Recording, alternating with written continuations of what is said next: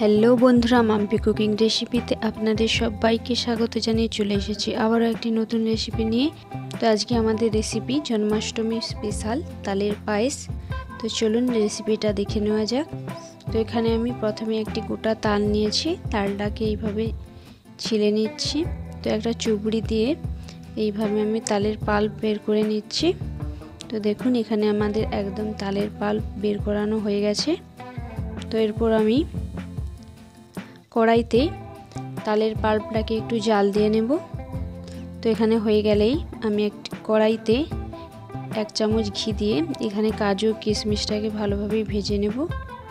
তো কাজু কিশমিশ ভাজা হয়ে গেলেই তো এরপর আমি কড়াইতে পায়েসের জন্য দুধ গরম বসিয়ে দিচ্ছি।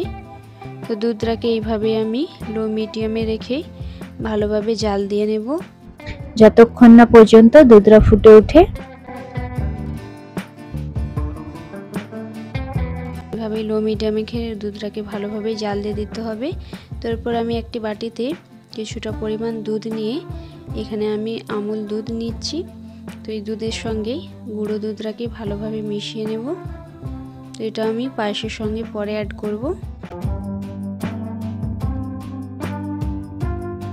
এখানে দুধটা জাল দেওয়া হয়ে গেছে। এরপর আমি এখানে দুটো তেজপাতা দিচ্ছি, 2 থেকে 3টে এলাচ আমি ফাটিয়ে দিচ্ছি। তো এখানে আমি 100 গ্রাম গোবিন্দভোগ চাল নিয়েছি। চালটাকে আগে থেকেই ভালোভাবে ধুয়ে নিয়ে রেখেছি। তো এরপর 1/2 চামচ ঘি দিয়ে চালগুলোর সঙ্গে ভালোভাবে মাখিয়ে নেব। তো দেখুন দুধটাও আমাদের ভালোভাবে ফুটে গেছে।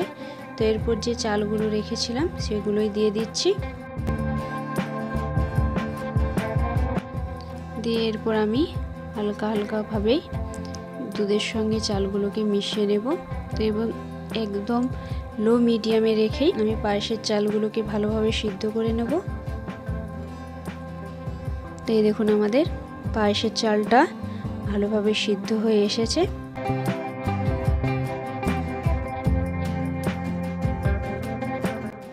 তো এরপর 1/2 কাপ বাতাসা ও 1/2 কাপ চিনি অ্যাড করছি। তো বাতাসা ও চিনি একসঙ্গে দিলে পায়েসের স্বাদটা আরও বেড়ে যায়। এইভাবে বাতাসা ও চিনিটাকে ভালোভাবে পায়েসের সঙ্গে মিশিয়ে নেব। আপনারা যে যেরকম মিষ্টি খেতে চান সেইভাবেই চিনি বাতাসা অ্যাড করবেন। তো দেখুন আমাদের চালটা ভালোভাবে সেদ্ধ হয়েছে। এবার যে মেন উপকরণটা দিয়ে দেব, দিচ্ছি তালের পাল্প। তো তালের পাল্পগুলোকে এইভাবে আমি মিশিয়ে নিচ্ছি যাতে তালের পাল্পগুলো ডালু ডালু হয়ে না থাকে। তো এইভাবে আমি পায়েসের সঙ্গে ভালোভাবে মিশিয়ে নিচ্ছি।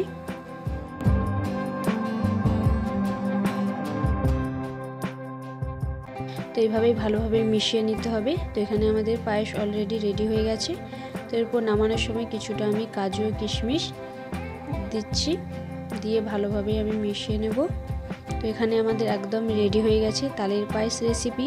তো জন্মাষ্টমীতে এই পায়েস ভোগ গোপালকে অর্পণ করুন, দেখবেন আপনিও খুশি হবেন ও আপনার গোপালও অনেক খুশি হবেন।